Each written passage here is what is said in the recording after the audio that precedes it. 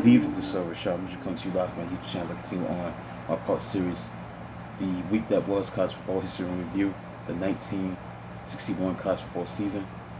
Now I'm going to be doing 2 weeks, and then I'm going to conclude with the bowl season, give you all the standings, conference standings, and who led the nation in certain categories, whether it be passing yards, rushing yards, receiving yards, and the All-American team, and stuff like that, and the awards that were won during that 1961 season. So I'm going to conclude the 1961 college football season today. We're going to start with November 25th, post Thanksgiving. Number 1 Alabama was idle. Number 2 Ohio State won at Michigan 50-20. Number 3 Minnesota narrowly lost to Wisconsin 23-21. Number 4 LSU beat visiting Tulane 62-0. Number 5 Texas beat Texas A&M 25-0. Ole Miss was idle, and they returned to the top 5. That was for week 10. Week 11, December 2nd, number 1 Alabama won its annual Birmingham game against the Auburn Tigers 34-0 to close the season with a 10-0 record. Number 5 Mississippi closed the season at 9-1-0 with a 37-7 win against Mississippi State. The AP's final score was a top 20 ranking with 26 of the 48 votes. That was in first place for the Alabama Crimson Tide, was awarded the AP trophy ahead of Ohio State. With 20 votes, the point total was even closer, with 16 points separated the Tide from the Buckeyes.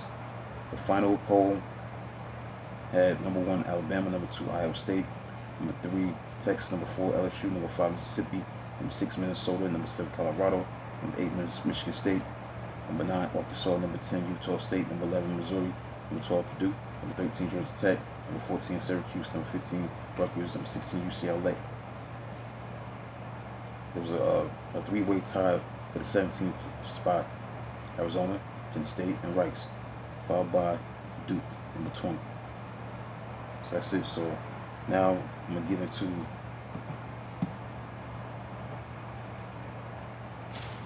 the bowl season. Look at the conference standings.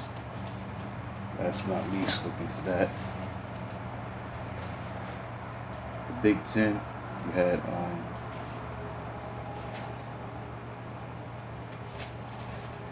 Ohio State. They were first place. They had a 6-0 record. The Big 8, Colorado was 7-0. Missouri Valley had Wichita at 3-0. Mid-American, Bowling Green at 5-1. Southwest Texas at 6-1. Border Conference, Arizona State 3-0. Skyline 8. It was a tie between Utah State and Wyoming. I guess Utah State got the nod, 5-0 and 1 with Wyoming. AAW, UCLA 3-1.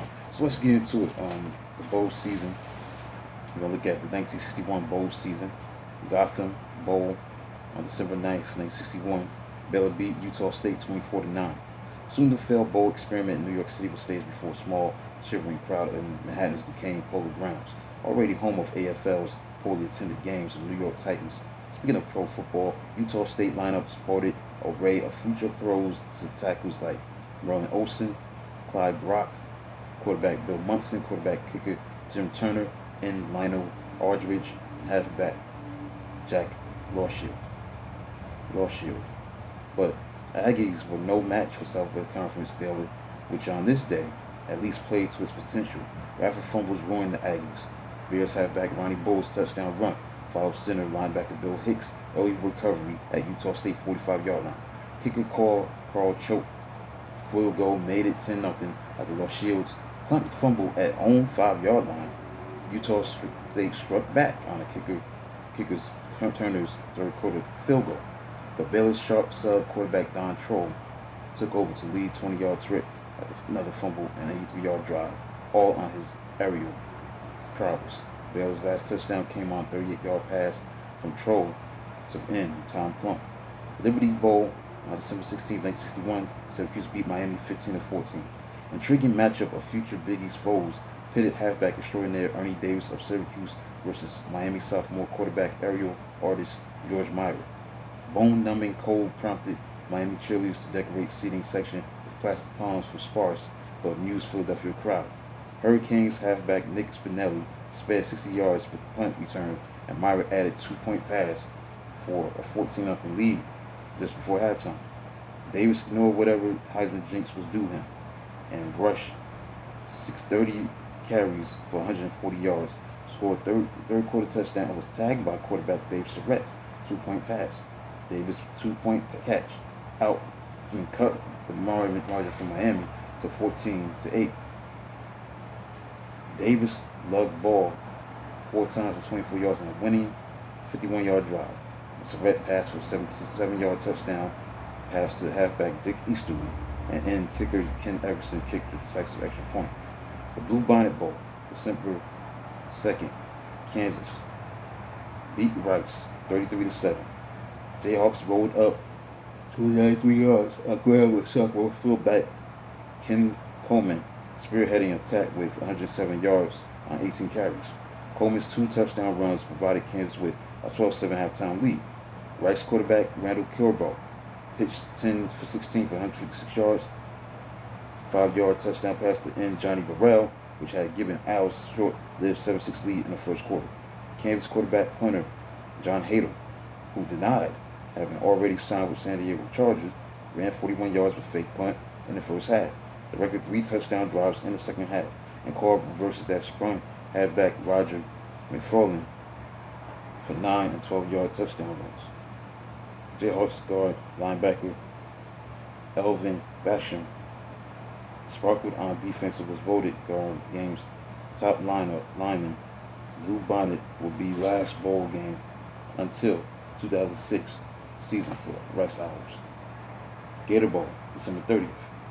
Penn State beat Georgia Tech 30-15. Galen Hall, mature senior quarterback for Penn State and future head coach of Florida, sparked the Lions an avalanche of points, most relinquished by Georgia Tech since 1950. But first, Engineers erected a 9-0 advantage, scoring open with safety called against Hall for intentionally grounding pass in his own while trying to avoid Tech's pass rush. Joe Auer, Georgia Tech's free-spirited halfback, soon turned in first of his 2 brilliant rugged-field runs. Yards 2 defensive backs and raced 68 yards for second quarter touchdown, longest running Gator Bowl history to date. And Hall soon took charge, driving Penn State 78 87-yard via air to pair of touchdowns. In third quarter, Lions superb defensive end Dave Robertson recovered fumble at Georgia Tech 35-yard line after flattening passes.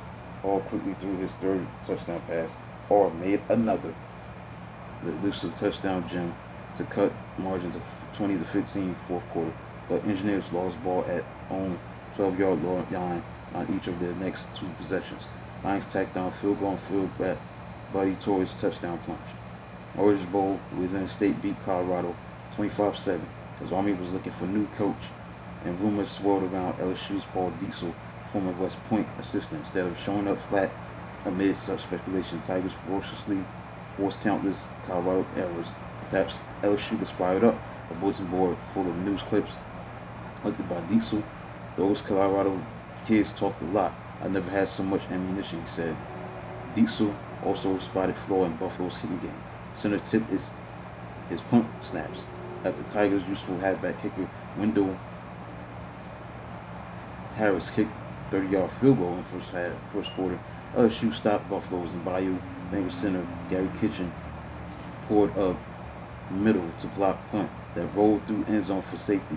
LSU's passing attack failed it early in the second quarter as Buffalo's fullback defensive back Doran Schwenninger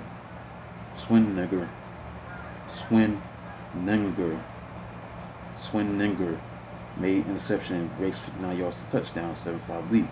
So LSU regained lead at 11-7 at the 82-yard march. Crowning glory came from LSU and Gene Sykes, blocked over another punt by end punter Mike Chuck McBride in third quarter, which Sykes recovered for touchdown. Formidable 25-7 lead. LSU defense held Colorado to 24-yard rushing as it was spearheaded by guard linebacker Roy Winston. Diesel, it turned out, was indeed headed to West Point to coach Army, but was not to be nearly as successful as he had been at LSU. The Sugar Bowl. Alabama beat Arkansas 10-3. Alabama justified its pre-bowl national championship with win over surprisingly tough Arkansas.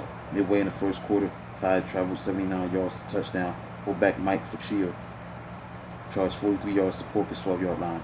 And fullback defensive back Billy Joe Moody making saving tackle. So Alabama quarterback Pat Tramble rolled out for touchdown run on next play. Kicker Tim Davis made it 10-0 in the second quarter with 32-yard field goal.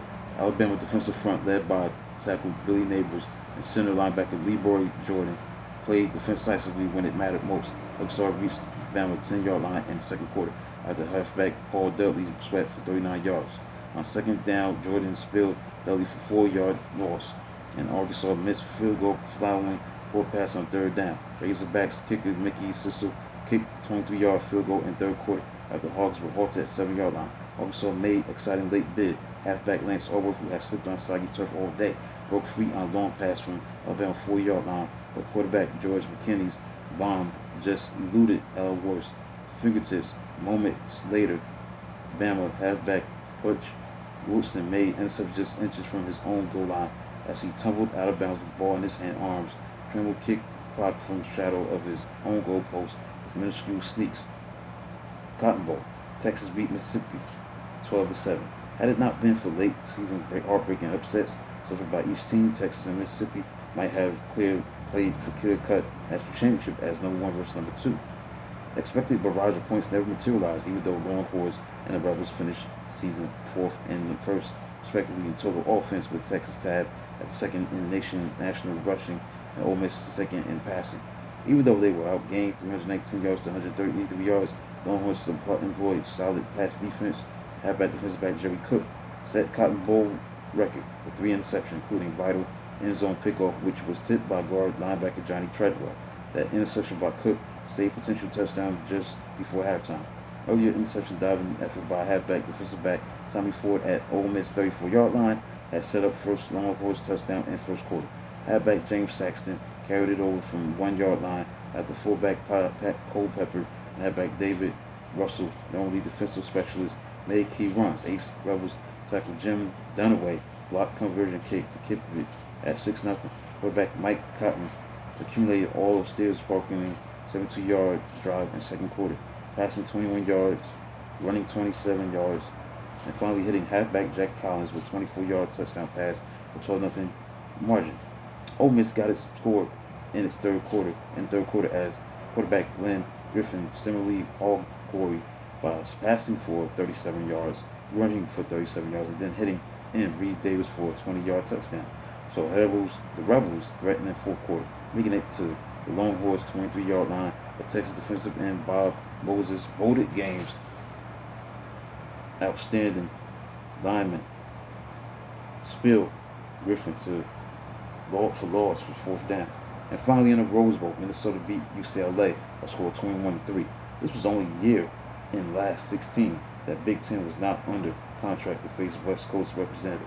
Ultimately, 30 teams were considered as possible top four for so host Team UCLA, including Alabama and Navy. The AAW stuck with tradition and looked to Midwest despite Big Ten's failure to renew contract.